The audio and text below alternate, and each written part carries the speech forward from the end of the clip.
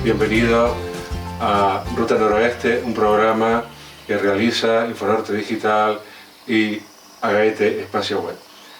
Contamos en esta ocasión con un personaje que para mí realmente pues tiene una huella importante, sobre todo en lo que es el municipio de Guía, aunque realizó después una importante labor deportiva en el norte y en otras ciudades y municipios de Gran Canaria. Juan Serrano, bienvenido, gracias. Vamos a intentar ver en los próximos minutos un poco tu trayectoria profesional, tu trayectoria vital, y qué mejor que empezar pues por tu infancia y tu juventud en Guía, municipio donde naciste. Sí, muy bien, y nada, sin problemas. Cuéntanos un poco de esos recuerdos que tú tienes de tu infancia y juventud. Bueno, yo nací en Guía, la Cuesta Caraballo, y creo que con 7 u 8 años, a recordarnos, mis padres se mudaron a unos terrenos que tenía mi abuela materna y una vivienda con sus terrenos, y creo que a esa edad aproximada fui también a la escuela pública, que estaba en la calle Luis Suárez Galván, y de ahí al instituto. Al instituto fui, creo que no iba preparado, y además ni creo que tuviera la edad tampoco para ir en aquel momento, y se me puso un poco difícil. Y cuando abrieron los salesianos, pues me fui, empecé en el primer curso, en la apertura. Ahí nos hicieron un pequeño examen, primera, segunda y tercera, fui a la tercera. Estuve 1 año y pico, y luego ya un poco influenciado por unos amigos, me fui a la carpintería de Juan Díaz, conocido por Juan el Grande, hasta que tenía creo que los 15 o 16 años, que me fui a vivir con mi abuela paterna a Las Palmas, porque sabía que había un taller en Las Palmas que trabajaba todo el ramo de la madera, hermanos arencillas que procedían de Guía, y de hecho muchos de los trabajadores que tenía procedían también de Guía, taller muy grande, y allí aprendí lo que es prácticamente todo lo que abarcaba, pero principalmente lo que a mí me gustaba, la talla y el torneado. Y después, cuando siempre tuve la inquietud de ese tiempo que perdí de no continuar en el instituto, salía de la carpintería y me iba al colegio La Salle, en la calle Luis Antúnez, en la Caravanera, clases de tarde y noche. Intentar por lo menos sacar el bachillerato.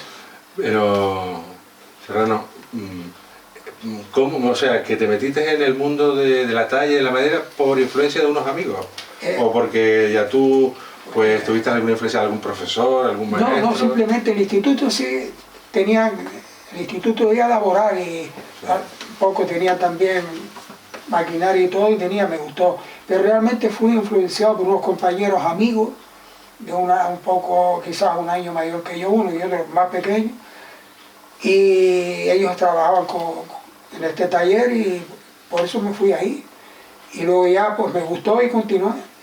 En esa época, cuando eras una persona joven, también tuviste un protagonismo importante en lo que es la lucha canaria, bueno, en lo que son los deportes. Mi padre luchó algo, no fue una figura, pero luchó algo como creo que la mayoría en aquella época, porque no había prácticamente sino lucha y fútbol, no había baloncesto ni nada, todas estas actividades deportivas que hay hoy. Y más o menos conocí un poco la lucha.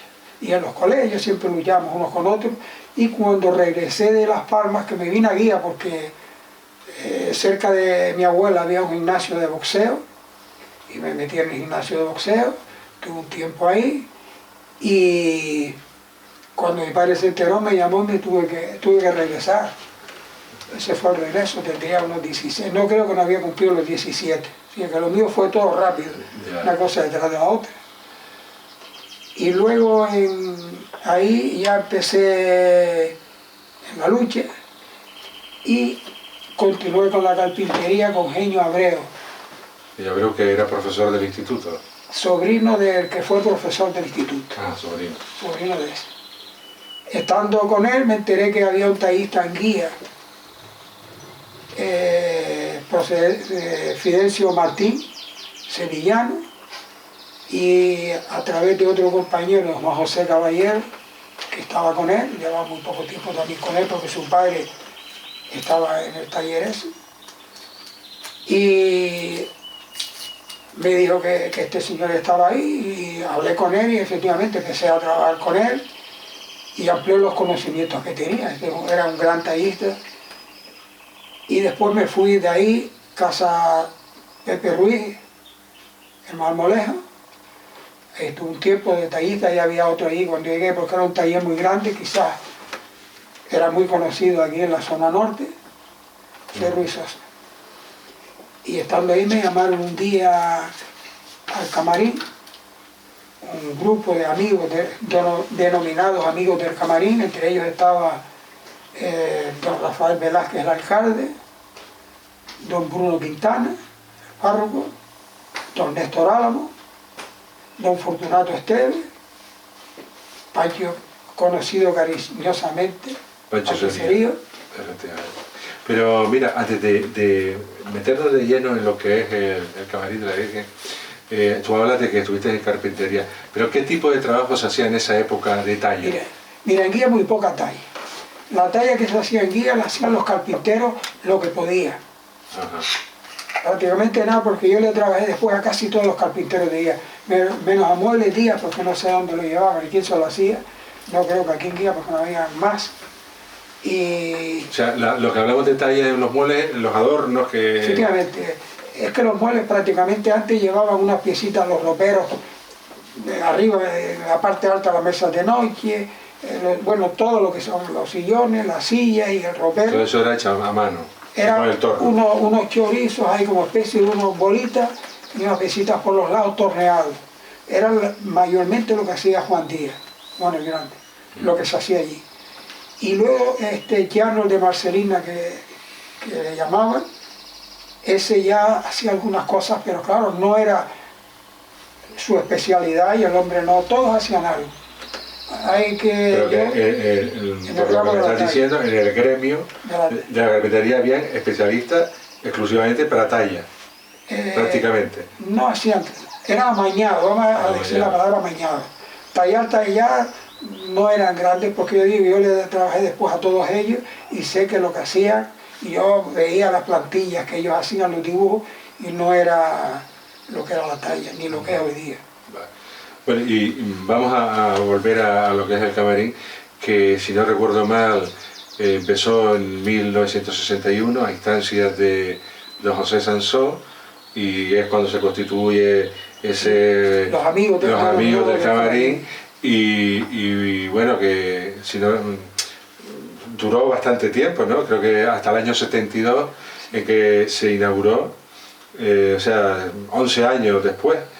¿Y cómo fue el trabajo realizado durante todo ese tiempo? Pues yo estaba trabajando con Pepe Ruiz, como decía antes, siguiendo un poco el tema, y me llamaron, me llamó Pedro Mendoza, que estaba también el día que fui llamado a esa reunión, y él me conocía, por supuesto, porque éramos parientes, y fui a la reunión, me pidieron que hiciera una prueba a ver si era capaz de realizar lo que se pensaba hacer, y le gustó, y ahí fue todo. Rápidamente empezamos, y el trabajo de obra de albañilería iba bastante avanzado.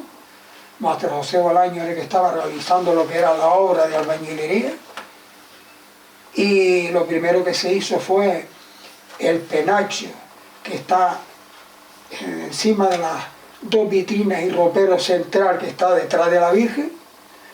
No recuerdo bien, creo que el penallo ese tiene, penallo le hablo de lo que está encima. Sí, la parte alta, toda esa decoración, que es muy barroca, ¿no? Que es muy barroca, muy barroca, tirando un poco entre barroco y rococó. Sí. Y se hizo el dibujo, creo que vino un Domestro, trajo uno de Las Palmas que vino con él y lo presupuestó, creo que en unos 50.000 euros. Peseta. Perdón, peseta, en aquel entonces no existía, perdón, el hacho. Y yo me ofrecí y hacerlo en 25.000. Me dijeron, ¿qué tiempo? Y bueno, 5 meses, que fue lo que el otro me dijo. Yo lo hago en menos tiempo. Y en 25.000 pesetas. Cobraba terminé el trabajo y seguí cobrando las 5.000 pesetas en aquel tiempo. Después, pero lo hice, creo que fueron 3 meses y pico, no estuve los 5 meses, pero como continué trabajando, me seguí cobrando los 5.000 pesetas en aquella época. Y el penallo fue el primero que hizo, creo que eran, como decía antes, unos 5 o 6 metros de largo, por 1,5, bueno, llega al techo de lo que es el camarín, o quizás un poco más de 1,50. Hay maderas ahí que tienen unos 20 y pico centímetros de grueso, que tienen el volumen, por eso tiene ese volumen que tiene el dibujo. Terminamos con eso y quiero recordar que lo siguiente que se hizo fue el portalón que va de la iglesia hacia la escalera que sube al camarín. Ese portalón tiene, no sé si son 40 o 50 detalles, tableros, enmarcados por supuesto con lo que lleva la puerta. Todo ese trabajo lo hacías in situ, allí. Siempre en el camarín. Siempre en el camarín. Todos los motivos son distintos. Motivos distintos. O sea que, menos los laterales que son 3 distintos, 3 o 4 que sí son iguales los laterales, pero los centrales son todos distintos. ¿Dónde me inspiraba yo? Pues mira, como siempre me gustaba el dibujo y modelar, pues podía entrar en todas las iglesias, Las Palmas las visitaba todas, sobre todo la zona de Vegueta, Santo Domingo, San Agustín, sobre todo Santo Domingo. Y la catedral donde había algo de talla, pues dibujando y modelando. Esa fue mi escuela. Digamos una escuela ya para hacer un poco la talla de arte. No el mueble, eso tiene poca profundidad, no tiene relieve, plasticidad. Y después, cuando terminamos eso, se hizo lo que era la escalera para subir al camarín, con los pasamanos, los balagustres que tiene la escalera, eso los torneé en el taller de Maestro Miguel Abreu, con lo cual me vino muy bien los 2 laterales, que son unos cuantos, me vino muy bien lo que había aprendido en Las Palmas. Y luego cuando terminamos empezamos con el portalón, que está a la entrada del camarín, que tiene también 2 metros y pico de alto, además con el penallo, con unas cabezas de ángeles, tanto a la derecha, de frente cuando entras, te lo encuentras, como cuando estás dentro y miras, porque el penallo tiene las 2 caras igual. Esta puerta está tallada por las 2 partes, por las 2 caras, y tiene, por aquí se abre, se sube el penallo hacia el techo, está preparada para eso, para poder sacar a la Virgen cuando baja a su fiesta patronal.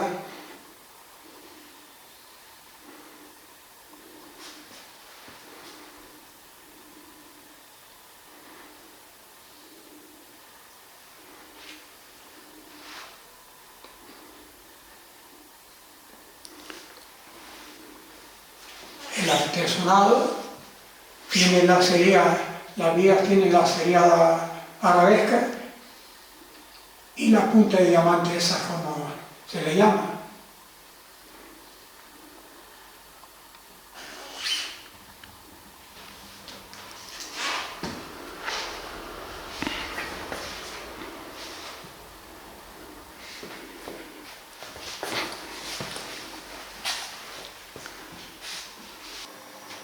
Y después de eso, creo que fueron las hornacinas. las dos hornacinas que están delante de la Virgen. Hay un San Roque, si no recuerdo mal. Hay un San Juan el Evangelista. También el mismo estilo, siguen el mismo estilo barroco. Y dorado con pan de oro. Vino un señor ya mayor, ya creo, en su última etapa de Las Palmas. Y el ángel, esa cabeza, la hizo Cayetano Guerra. La talló Cayetano Guerra.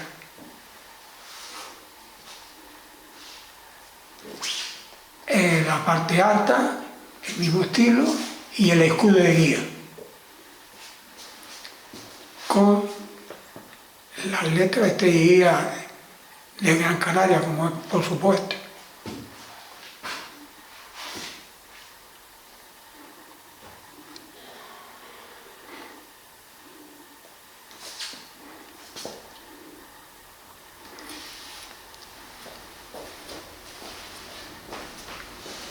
Recalco el trabajo de Juanita López, porque hay que ver las horas de pintura de esta mujer pintando, porque todo eso está de ella.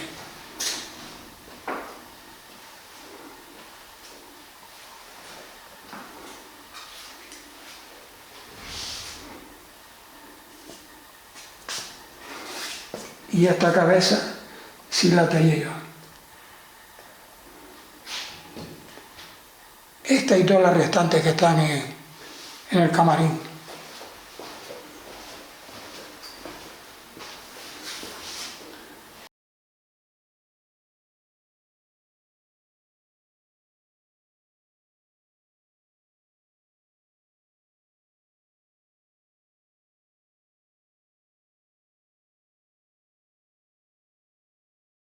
Y después de, haciendo memoria, ¿no? Como estamos haciendo 50 años después, o 51 ahora en mayo, ¿qué se te ocurre? ¿Cómo fue? ¿Lo volverías a hacer? ¿Lo volverías a...? Bueno, te termino primero, me queda una cosa muy rápida, No, porque sé que porque... el tiempo no es mucho, te termino primero, te quiero decir una cosa.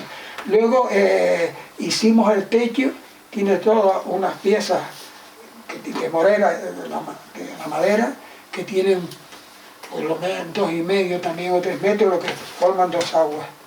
Esas están también de la serie arabesca o mudeja, y están eso. Y luego ya, si me quieres decir... No, te decía que, bueno, que 50 años después, o 51, en fin, que esas vivencias que tuviste ahí, ¿qué recuerdos tan...? Mira, el cariño. El cariño, yo una vez dije por amor a la Virgen, porque yo después estaba todo el día dentro de la iglesia, y había sido monaguillo también, incluso estuve a punto, de hecho me lo comentó un amigo que por qué no me iba al seminario, estaba un poco metido, el cariño, no solo de los sentimientos también que podía tener, además soy crucillista de cristiandad, el cariño de la gente, del pueblo. Aquello se hacía con donaciones. Que hubo muchas paradas por lo que fue un poco intermitente, sí, porque era cuando había dinero. Se recaudaba, que me preguntabas qué era. Sí, se recaudaba y se juntaba un poquito de perras y después se volvía... Yo trabajaba afuera, tenía trabajo en Terol, Moya, Firga, Santa Brígida. Y o sea, que no fue un trabajo continuo, sino que parabas y luego empezabas otra vez a... Efectivamente me llamaban y yo aprovechaba el momento y me venía. Eso fue todo hecho, el trabajo de volteo y demás, de toda tallado ahí, se hizo el Instituto Laboral, la maquinaria. Y Néstor Álamo fue una figura importante. ¿Qué recuerdos tienes tú de esa...? Mira, Néstor... que era un personaje, ¿no? Era un personaje, pero una mente muy privilegiada, no cabe la menor duda. Este hombre de arte entendía mucho. Él no sabía dibujar. Pero mira, yo quiero esto, hazme esto, porque yo le trabajé bastante a él, hazme esto de esta forma, y al final le gustaba. Y dije, pues si te gusta de esta forma es la línea que yo pienso también seguir.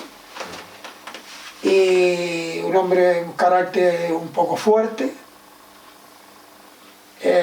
Nos reuníamos todos los domingos por la mañana en el camarín, el grupo denominado Amigos. Amigos del Camarín. Y ahí estudiamos y hablamos de la línea a seguir. Pero un hombre de un carácter muy fuerte. Yeah. Eso era un hombre que estaba muy preparado. Además, creo que todos sabemos quién era Néstor Alan. Desde luego. Después de esa actuación concreta en el Camarín de la Virgen, ¿hiciste algún trabajo para otras iglesias, para otros...? Sí, yo con don Néstor tuve algunos enfrentamientos. En concreto, él me llamó un día también él está enterrado en Tara. Tara es una finca que Matías Vega, don Néstor no, eso me fue un poco. Don Matías Vega tenía una finca en Tara, la carretera que va al Sequillo. Ahí hice una iglesia y me mandó don Néstor una roseta para que, si me gustaban, o que las cambiara un poco, las dibujara y que las tallara. Y yo me las mandó a casa, yo las vi, le di un precio y me dijo que no, y le dije que no las hacía y no la hice. Y fue varias veces, me llamó, estuvimos un tiempo enfadados, pero no la hice. Haría 5, 6 o 7 las que hice, un poco para que la viera. Sí sé que el que continuó con las demás y están puestas en Tara. Fue, digamos, el modelo a seguir el que la hizo. Yeah. Después me ocurrió otras cosas con él, también otros enfrentamientos, que él traía muebles de estilo de la península y también no estaba de acuerdo con lo que él nos quería pagar. Yeah. Bueno, era un hombre de negocios, en definitiva. Un hombre de negocios, en definitiva, tú lo has dicho, pero sí lo conocí bien. Y luego, en el caso de Guía, quiero recordar que mucho más tarde hiciste algo con César Calero, el carpintero. Bueno, sí, el trono del Cristo crucificado. ¿Lo tallaste? Sí. No es lo que yo quería hacer, yo hice los dibujos. El Cristo crucificado, esto fue a petición de una familia en Guía, que tenía mucha devoción su padre, esposo y padre, del Cristo. De hecho, es el que guiaba al Cristo el trono en Semana Santa. Ustedes saben quién es, si el nombre o no. Sí.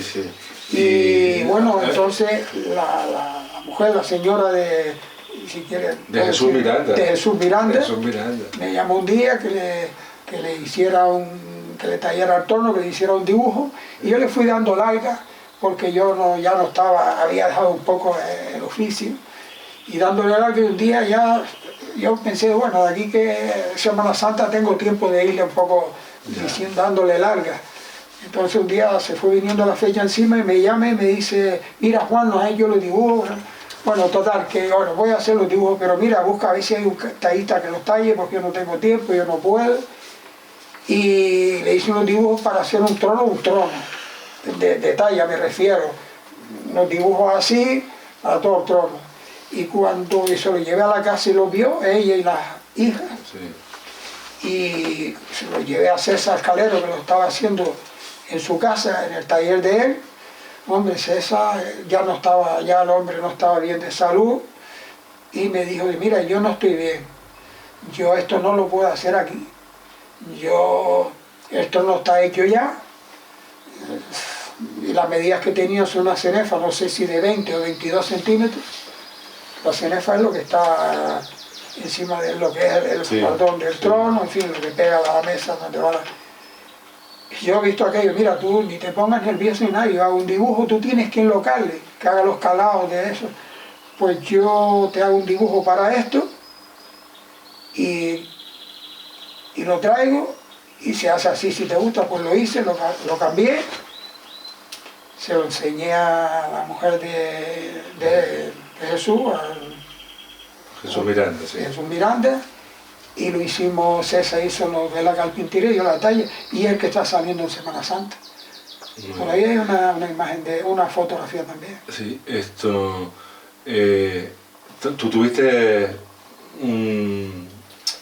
mucha afición por los deportes y especialmente por la lucha canaria, como dijimos antes. Pero tú llegaste a militar y tuviste algo que ver con los equipos del norte de la isla, ¿no? Sí, por supuesto, pero te diré como último de la talla que también fui al Cabildo y fue por eso, cuando terminé el camarín de la Virgen de Guía, como vamos a ir al camarín un poco aparte, cuando terminé el camarín, yo fui llamado un día, porque don Bruno, el que fue presidente del Cabildo, Pulido Castro, sí, y don Ignacio de Silva, que era muy amigo, me llamaron y me ofrecieron una beca para ir a estudiar cultura fuera, que renuncié a ella. Renunciaste. Sí, y por motivos, para no alargar más el tema, que no fui. Luego pero sí tuviste vinculación después. pero entré a trabajar en el Cabildo, me ofrecieron trabajo y me quedé en el Cabildo. ¿Y con la escuela Luján Pérez? Y después estuve 2 años en dibujo y pintura en la escuela Luján Pérez. Pues después me presenté a unas oposiciones en Correa, las saqué, entré en Correa, en lo base, clasificación y reparto, y luego me fui promocionando y terminé en estudio en la logística, estudio y dimensionamiento de plantillas. Fui jefe de distrito, jefe de cartería, ventanilla, y al final terminé en estudio y dimensionamiento de plantillas. Y de ahí me o sea que entre la... Siempre procuré, eso sí, ser lo mejor posible hasta donde podía llegar. Claro. Y a clases particulares, como te comentaba antes. Sí. Y volviendo a la lucha, que sé que tuviste una participación importante en el norte, en Las Palmas. Cuéntanos un poco cómo... El norte fue cuna de luchadores legendarios como el Guajiro, el Artillero, el Cubanito, podía nombrar muchísimos luchadores, los Garda, los Niquito Medero, los Tacorontes, etc. Muchísimos. Vamos, Sucuruco, muchos. Se me quedan muchos nombres porque si no, no terminaría. Y empecé a entrenar con ellos. Veníamos de guía Garda caminando la mayoría de las veces. Los que veníamos de guía, venía Manuel Sucuruco incluso, Pancho Castellano, Galisto, etc., con la toalla en la mano, porque ni gozos se usaban en aquel entonces. Veníamos la mayoría de las veces caminando y regresamos caminando. Y ahí empecé, tuve la suerte de luchar incluso en aquella época con algunos de esos legendarios, como el Artillero, el Cubanito, Cubano primero, segundo no. Y luego ya nos cansamos, el grupito que veníamos de guía, y pensamos quedarnos en guía y entrenar en guía.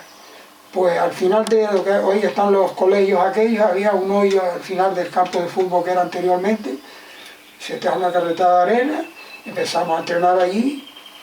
¿Te refieres al colegio Nicolás Aguiar? Sí. Que está en el Barranco, al lado del polideportivo. Pero al fondo había un hoyo que luego se quiso hacer, ahí echamos la arena, ahí empezamos a entrenar y nos duchamos, pasamos la sequía con un balde, lo que había antes. Terminaba de entrenar el balde y a casa. Y después empezaron a hacer el colegio aquel que se hizo ahí, que se quedó a media, no se hizo nunca, una escuela, pues en el sótano echamos la arena y empezamos a entrenar ahí, y ahí empezó el Ramón Jiménez. Al principio luchamos los días de fiesta, el día de las Marías, el día de la Virgen, porque éramos todos chiquillos, y luego ya fuimos siendo mayorcitos. ¿Pero ya era Ramón Jiménez? ¿O no, era fundador. Se denominaba fundador primero. Fundador, sí, yo fui a Las Palmas, conseguí un equipaje, el coñá fundador nos dio el equipaje, empezamos, por eso se le puso fundador. Cambió de nombre cuando murió Ramoncito, que era el entrenador que teníamos, entonces decidimos poner Ramoncito. Y ya mientras nos fuimos creciendo, íbamos luchando en todas las fiestas de los pueblos, de los barrios San Isidro, Montaña Alta, Juncalillo, etcétera, etcétera. Nos ofrecían los cochos, la guagua, otra cosa, a veces nos llevaban otros particulares, y hasta que nos federamos, y fue Ramón Jiménez, y los de Garda, incluso los juntales, algunos de los que estaban en Garda, ya lucharon en Ramón Jiménez.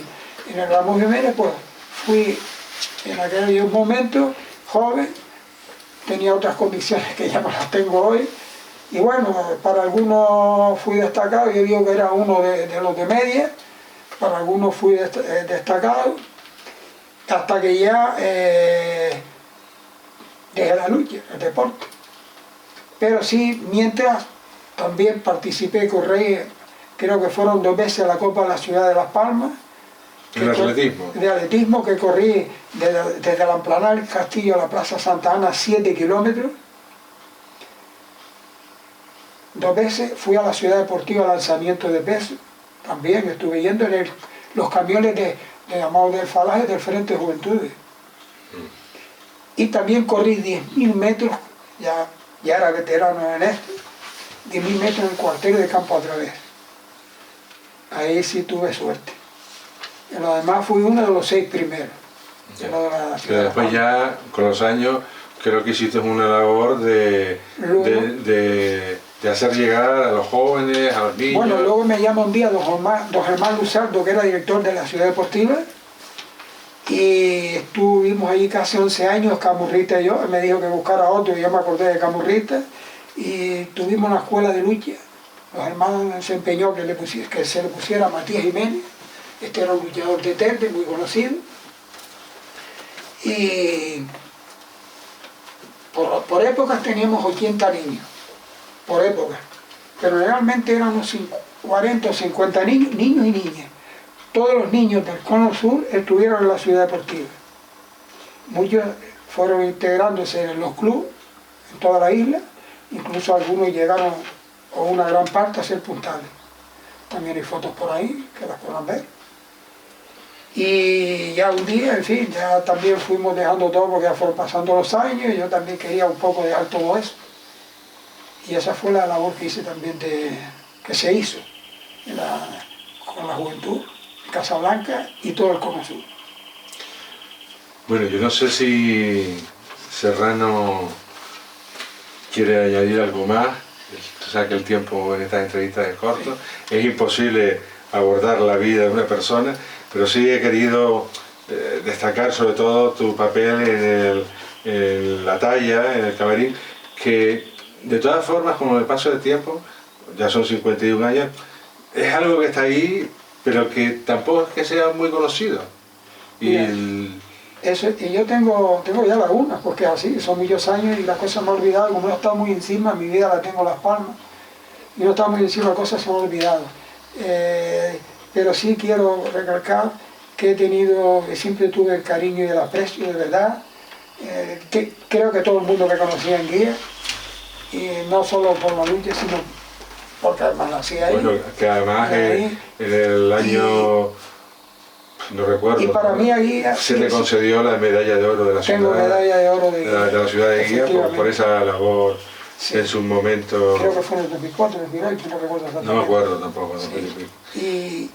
Sí, yo me sigo sintiendo biencista, sí. Aunque vivo en Las Palmas. Sí, bueno, y de Garda también, que de Garda también trabajé en Garda. Que esto era el salón que estaba aquí, muy estropeado, incluso se filtraba el agua, y don Bruno pues pensó que reunir a unos señores y hacer un camarín decentemente, y afortunadamente se culminó como está. Todo lo que se ha hecho aquí es en honor a la Virgen, con la ilusión que creo que todos los vienses pues colaboraron, el pueblo en sí, porque fue todo hecho con donaciones.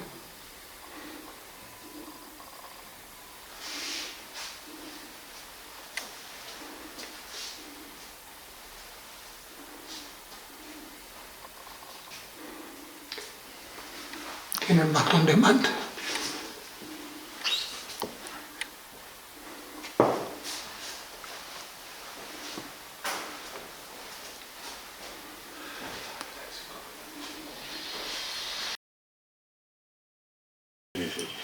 Pues muchísimas gracias por acompañarnos en Ruta Noroeste, y bueno, yo creo que todavía puedes dar alguna sorpresa en alguna talla, en algún trabajo que puedas realizar, o por lo menos dirigir o ayudar a gente joven para que... Pensaba en eso, pero los años se van pasando muy rápido ya.